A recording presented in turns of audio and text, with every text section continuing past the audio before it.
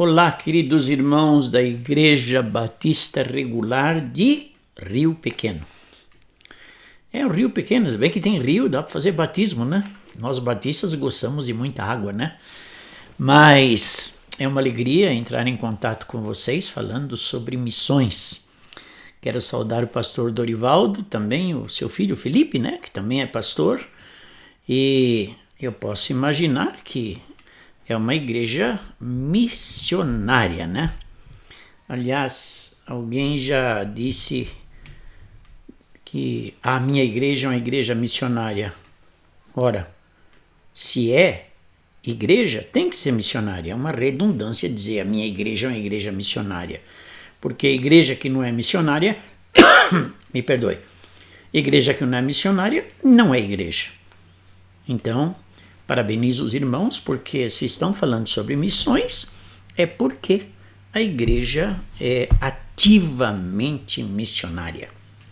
Esse é um assunto que me encanta, me cativa. Eu gosto mesmo de falar sobre missões, porque missões nasceu no coração de Deus, e uma igreja que não ferve missões, deve ser uma igreja morta, né? Não faz sentido nenhum. Porque no nosso ardor missionário, nós valorizamos a obra de Cristo feita por cada um de nós, feita pela igreja dele. Portanto, a igreja deve ser uma agência missionária muito eficaz para honrar o dono dela, que é o Senhor Jesus Cristo. Então, dizer que uma igreja missionária é dizer o óbvio. Porque se não for missionária, não é igreja, de jeito nenhum. Meus queridos irmãos, saudando o pastor Dorivaldo, Felipe e os queridos irmãos da igreja, volto a dizer que alegria estar com vocês por esse pouco tempo aí.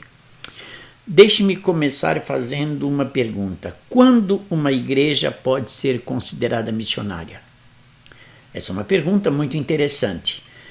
Eu coloco em primeiro lugar quando ela valoriza mais as vidas do que as coisas. O que eu quero dizer com isso? Eu quero dizer com isso que valorizar coisas é valorizar os vitrais da igreja, bancos estofados, mármore, daqueles os mais caros, enfim, revestir o local da reunião de muito luxo. E com isso se investe tanto dinheiro em coisas que nós não precisamos. Uma igreja pode ser um local de reunião, pode ser um lugar muito bem adequado, mas sem luxo, sem aqueles gastos exorbitantes. Eu tenho um pouco de dificuldade com isso. Resumindo, a igreja realmente é missionária, entende que nós somos o corpo de Cristo. Então, essa ideia de que nós somos o corpo de Cristo é que em nós habita o Espírito Santo de Deus. Nós somos tabernáculos do Espírito Santo. Nós somos templos do Espírito Santo. Então, quando os crentes estão andando pela rua, são os templinhos, os tabernáculos de Deus, andando pela cidade e exalando o bom perfume do Senhor Jesus Cristo. É bom que se frise isso, porque eu cresci em umas igrejas bem tradicionais que investiam muito dinheiro, meus irmãos, de suntuosos templos, e esquecia muitas vezes de missões. Às vezes colocamos tanta coisa caríssima ali só para dizer nossa igreja é mais bonita que a outra. A igreja bonita tem que estar aqui, onde é o templo do Espírito Santo. Atos capítulo 17 e 14 nos traz um texto muito interessante. O Deus que fez o mundo e tudo que nele existe, sendo ele Senhor do céu e da terra, ele não habita em santuários feitos por mãos humanas. Ele habita aqui, ele habita aí em você. É que interessante, né? Deixa trazer uma pequena advertência. Aquelas pessoas que acham que Deus habita lá no local em que se reúne, que a gente chama de igreja, ele não tem muita responsabilidade com aquele que habita nele. Tem algumas pessoas que vão para a igreja e ali é a melhor pessoa do mundo. Quando volta para casa, volta para o trabalho, volta a fazer tudo de errado que não glorifica a Deus. Então ele é santo lá no templo.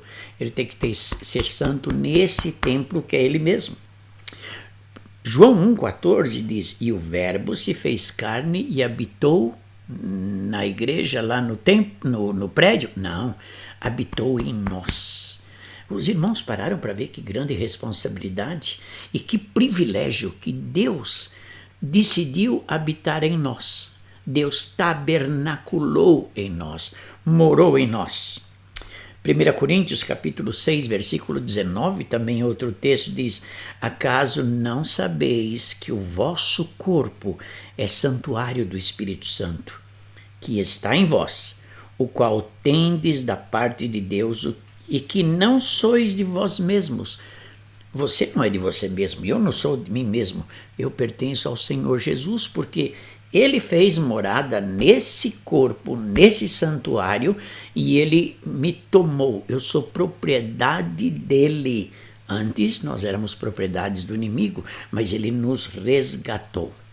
Então, meus irmãos, missão é tão importante quando nós valorizamos mais vidas do que coisas. Precisamos tomar muito cuidado com esse detalhe. Segundo lugar, quando as famílias são ensinadas a serem missionárias. Meus irmãos, eu vim de uma família em que meus pais eram realmente missionários. Não que eram missionários enviados para ir para algum lugar, não, a vida deles. Porque missionários todos nós somos. Há aqueles que têm um chamado específico e deixam tudo e vão para o campo. Mas nós que estamos aonde nós estivermos, nós somos missionários. Porque nós temos que ser sal da terra, luz do mundo e exaltar o bom perfume de Cristo. Isso é missões. Aí no seu trabalho, a sua forma de ser, de agir, você é um missionário. E alguém pode olhar para você e falar: aquele camarada é diferente, aquela jovem é diferente, aquela senhora é diferente. Por quê?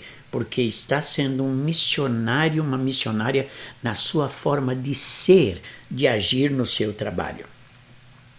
É interessante que, quando eu digo que eu venho de uma família que amava missões, era missionária, primeira coisa, meus pais sempre abriram a sua casa para os missionários. Na cidade em que nós morávamos, quando eu era jovem, criança, nenhum missionário dormia em outra casa que não na casa dos meus pais. Por quê? Porque eles amavam missões. Era gostoso receber aqueles homens, aqueles casais ali em nossa casa. E, meus irmãos, eu lembro de histórias tão bonitas, daquelas vidas que se deram para missões. Então, você pode fazer da sua casa uma agência missionária que vai afetar os seus filhos e vai provocar neles um ardor por missões. E o que acontecia na minha casa é inesquecível. Nunca esqueci de tudo. Sabe outra coisa que acontecia na minha casa, eu quero compartilhar com os irmãos?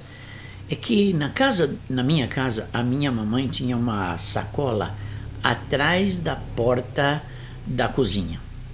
E meus pais sempre foram muito pobres, nada de riqueza. E toda vez que ela ia fazer compra, ela comprava a mais um pasta de dente, um desodorante, um sabonete, e semanalmente ela ia colocando naquela sacola. Sabe o que acontecia? No final do ano, aquela sacola estava repleta, gorda de tantos sabonetes, pastas de dente, desodorante.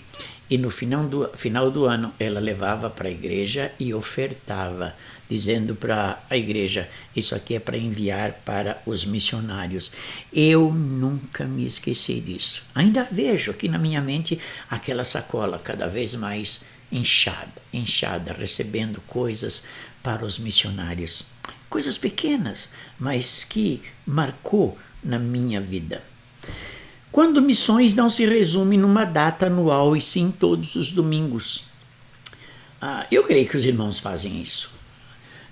A igreja que eu pastoreei durante 40 anos, a primeira igreja batista de Atibaia, era missões todos os anos, todos os domingos.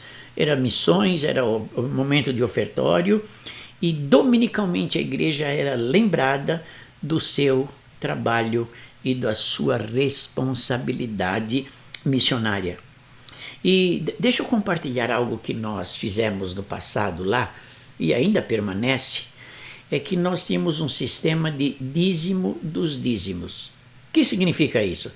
Que a gente dava uma oferta missionária pautada no dízimo que nós entregávamos para a igreja. Então, um exemplo, o seu dízimo é R$500. Então, nós colocávamos lá dízimo R$500 e 10% do dízimo, R$50, missões. Então, missões era o dízimo dos dízimos. E, meus irmãos, engordou o caixa, viu? E era tão gostoso quando a gente preenchia dízimo X e 10% daquele X para missões. Nós podemos desenvolver muitas e muitas atividades, meus irmãos, com ideias novas para missões. Por exemplo, a nossa cantina na igreja é missionária. Tudo que se vende ali na cantina vai para missões. Os almoços de domingo, a cantina da noite, tudo para missões. E, meus irmãos, dá um resultado muito grande, porque as pessoas sentem alegria, prazer de contribuir e de comprar ali na cozinha. Outra coisa interessante para missões, aprender lições missionárias na pandemia. É interessante, né? A primeira lição que aprendemos na pandemia é ofertar com sacrifício. E olha, meus irmãos, olha que exemplo da igreja na Macedônia. Segunda carta de Paulo aos Coríntios, capítulo 8, versículos 1 e 3. Diz assim: Irmãos, quero que saibais como a graça de Deus foi concedida às igrejas da Macedônia. Agora, preste atenção nos dois próximos versículos. Pois a intensidade da alegria e a extrema pobreza daqueles irmãos transbordaram em riqueza de generosidade, e isso em dura prova de tribulação. Meus irmãos, nada impede de você dar a sua oferta para missões. Percebe que a igreja era extremamente pobre, ela extremamente generosa e debaixo de dura provação. E aí sabe o que acontece? Olha o versículo 3. Porque posso dar testemunho de que deram de livre vontade na medida dos seus bens, e até mesmo acima disso. Olha que interessante, essa igreja estava numa situação extremamente difícil, extrema pobreza, debaixo de tribulação, mas a generosidade estava em alta. A pobreza em baixa, generosidade em alta. Tribulação em alta, generosidade em alta. Deram de livre vontade na medida dos seus bens e até mesmo acima disso. Interessante, meus irmãos. Não tinha quase nada e davam com sacrifício, e dava até mais do que era exigido dentro daquele sacrifício que eles estavam vivendo. Que grande exemplo. Será que Deus nos abençoa quando nós somos fiéis, principalmente na área de missões? Sem dúvida. Meus irmãos, eu conheço tanta gente extremamente pobre, limitada com os seus bens, mas de uma fidelidade impressionante como Deus abençoe. Deixa eu contar uma história para vocês. Vai levar um pouquinho de tempo, mas eu descobri essa história na internet e é verdadeira. Não é uma história, é uma história. Dona Lourdes e o senhor Tota eram membros da Igreja Batista Missionária em Itaporanga, nos idos anos de 2002, lá no sertão paraibano. Num domingo à noite estavam no culto quando, me perdoe, quando o pastor fez um apelo veemente à igreja. O programa de rádio que levava a mensagem do evangelho para mais de 40 mil ouvintes estava inadimplente há 2 meses. E a igreja recebeu um ultimato. Ou acertava a pendência financeira, ou o programa seria tirado do ar. O casal que morava na roça eram meeiros. Acho que vocês sabem o que é meeiros, né? Você mora numa terra que não é sua e tudo que você produz, metade vai para o dono da terra e metade fica para você. Então eles eram meeiros. Ao voltarem para casa, ponderava como poderiam ajudar para que o programa não fosse tirado do ar. Dona Lourdes disse ao seu marido: nós temos de fazer alguma coisa. Precisamos ajudar. O marido disse: mas, Lourdes, nós não temos dinheiro. Como que nós vamos ajudar? Não temos nada para ofertar. Aí ela disse: vamos dar o nosso melhor. Vamos dar o galo que temos lá no terreiro. Era o melhor que eles tinham, um galo. Na segunda-feira cedo, Dona Lourdes chegou com o galo na casa pastoral e entregou para o pastor dizendo: essa é a nossa oferta, é tudo que nós temos.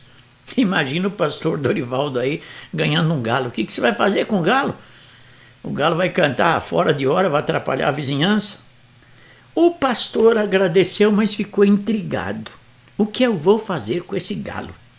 Pensou em fazer uma rifa. Procurou o diretor do seminário e discutiu com ele essa possibilidade. Chegaram à conclusão que não seria prudente fazer uma rifa. Isso não era ideal para a igreja.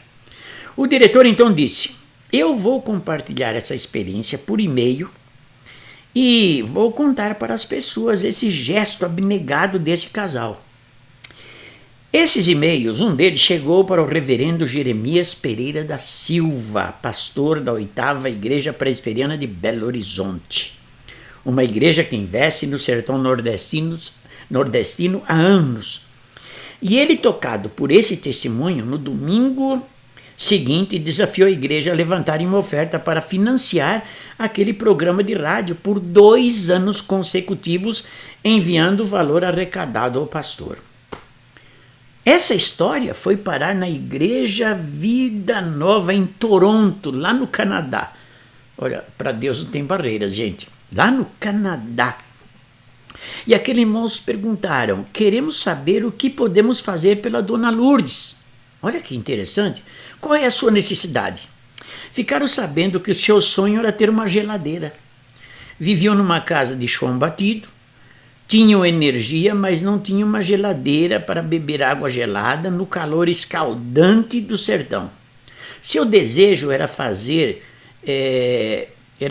gelinho, sabe aquele gelinho lá, para ela vender e conseguir ganhar um pouquinho mais dinheiro. Aí sabe o que aconteceu? A igreja levantou uma oferta e comprou, além de uma geladeira, ainda um fogão para Dona Lourdes. Outra igreja, sabendo da história, perguntou: como podemos ajudar a Dona Lourdes? Ficaram sabendo que eles trabalhavam à meia e tudo que colhiam precisavam dividir com o proprietário. Então fizeram uma oferta especial para comprar a terra onde a Dona Lourdes morava com seu marido e passar a escritura. E fizeram isso, compraram a terra e passaram a escritura. Outra igreja, ainda sabendo desse testemunho, perguntou: como eles vão usar essa terra com mais produtividade? Contrataram especialista e irrigaram toda a terra para que fosse mais produtiva. Meus irmãos, as bênçãos não pararam aí, não. Reverendo Jeremias, indo pregar em Nova York, testemunhou os milagres que Deus estava fazendo na vida de Dona Lourdes e do senhor Tota. E a igreja perguntou: e a casa da Dona Lourdes? Eles ainda moram numa casa de chão batido. Então a igreja levantou uma oferta e construíram uma espaçosa e linda casa para ela, com todo o conforto e com todos os utensílios necessários. Um repórter de uma revista chamada Christianity Today, sabendo dessa história, interessou-se pelo caso e viajou dos Estados Unidos para Itaporanga, sertão da Paraíba, para escrever a história da oferta de Dona Lourdes e do Sr. Tota. Essa notícia circulou o mundo todo e Deus foi glorificado. O casal pobre deu o seu melhor, deu sacrificialmente, deu sem esperar nada em troca, deu com abnegação para a proclamação do Evangelho e Deus honrou esse casal e multiplicou a sua sementeira. Os irmãos viram? Ah, pastor, então vou dar missões porque aí Deus vai me dar tudo que eu quero. Não é bem assim, meus irmãos. A gente dá de livre e espontânea vontade e a administração das bênçãos está a cargo de Deus e Ele que resolve. Deu com sacrifício quando não tinha quase nada. Deixa eu dar um testemunho da pandemia aqui, meus irmãos. A primeira igreja batista de Atibaia sempre levantou uma oferta grande numa época do ano para atingir também todos os missionários. E chegou a pandemia, todo mundo em casa, a igreja não se reunia. Então, o que fizeram os pastores que ficaram lá no meu lugar? Fizeram um drive-thru. Os carros entravam pelo pátio, davam a sua oferta e iam embora. E muitos perderam o emprego, muitos estavam com as suas economias abaladas. E sabe o que aconteceu, meus irmãos? Foi a maior história, a maior oferta levantada nos últimos 40 anos da igreja. Em ano nenhum levantamos uma oferta maior que essa na época da pandemia. Os irmãos que viram, com sacrifício. Por isso que não é pandemia que vai truncar missões, não. Deus, meus irmãos, está de portas abertas. Meus queridos irmãos, essa oferta marcou a vida da igreja e foi no pior momento da história da igreja envolvida numa crise da pandemia. Há crise para missões? Não, não há crises. Meus irmãos, eu creio que vocês aí na igreja Batista Quadrangular do Rio Pequeno têm muitas histórias para contar. E eu posso garantir a vocês que se vocês continuarem com essa fidelidade, outras histórias serão acrescentadas à vida da igreja e o povo vai vibrar e, acima de tudo, Deus vai ser glorificado. Amem missões. Se esforcem, meus irmãos. Desenvolvam projetos missionários na sua casa. Desenvolvam projetos missionários na igreja, na cantina da igreja. Não sei se vocês têm cantina. E nós temos várias formas de levantar dinheiro para missões. As histórias que praticamente convivi na primeira igreja batista de Atibaia são histórias marcantes, que eu ficaria aqui não sei quantas horas contando, meus irmãos, como Deus levantou ofertas assim. Quando nós olhamos como que levantamos essa oferta, como que nós conseguimos isso? É Deus, e Deus move corações, meus irmãos. Deus transforma corações. E eu fico com pena daqueles crentes que não amam missões. Ficam guardando. De repente morre e os filhos ficam brigando aí por aquilo que você deixou. Abra o seu coração. Dê para missões e você vai sentir a alegria que Deus vai provocar no seu coração. Alguém disse que caixão não tem gaveta. Quando você morrer, tudo isto aqui vai ficar. E eu fico pensando naqueles que investem em prédios, investem cada vez mais e compram propriedade. Meus queridos irmãos, que pena. E a obra missionária sofrendo. Eu quero terminar com a história de um homem que eu conheci chamado Jim Vanderhorst, lá nos Estados Unidos. Ele se tornou um grande amigo. E esse homem, ele começou um restaurante, comida rápida assim, chamada Chicken Coop. Vendia frango frito. E quanto mais ele vendia, mais progredia o comércio. E é interessante que na porta do Chicken Coop estava escrito lá: fechado aos domingos, nos encontramos na igreja. Meus queridos irmãos, o negócio dele não parava de prosperar. E é interessante, na sua rede de lanchonetes, ele montou uma lanchonete e falou: Senhor, essa aqui exclusivamente é do Senhor, tudo que entrar aqui é do Senhor. Aí ele falou: Pastor Mendes, sabe o que aconteceu? É a lanchonete que mais lucro dá e vai tudo para o Senhor. Em 1982, quando eu conheci esse homem, ele já havia acumulado uma oferta de $1 milhão para missões. E esse homem um dia me convidou para dar uma volta num avião. Avião não, um tipo de avião ultraleve que você senta numa cadeira, se olha na esquerda é precipício, na direita é precipício, e naquele negócio, e lá em cima aquele barulho do motor, e nós conversávamos com um fone de ouvido. Aí ele disse o seguinte: Pastor Mendes, nós estamos aqui nas alturas, e toda vez que eu quero conversar com Deus, eu pego o meu ultraleve e venho aqui no alto conversar com Deus.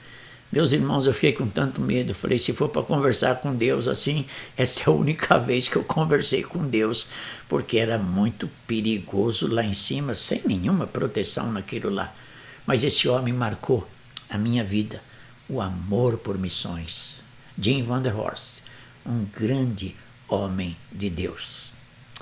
Queridos irmãos da Igreja Batista Regular de Rio Pequeno, querido pastor Dorivaldo e Felipe, que Deus abençoe vocês no ministério e que essa igreja possa crescer cada vez mais no desejo de ofertar para o Senhor, de dar para missões. Porque eu garanto uma coisa: Deus fica muito contente. E quando você dá para missões, Deus abre a janelinha lá e derrama bênçãos na sua vida. Que Deus abençoe vocês grandemente. Amém.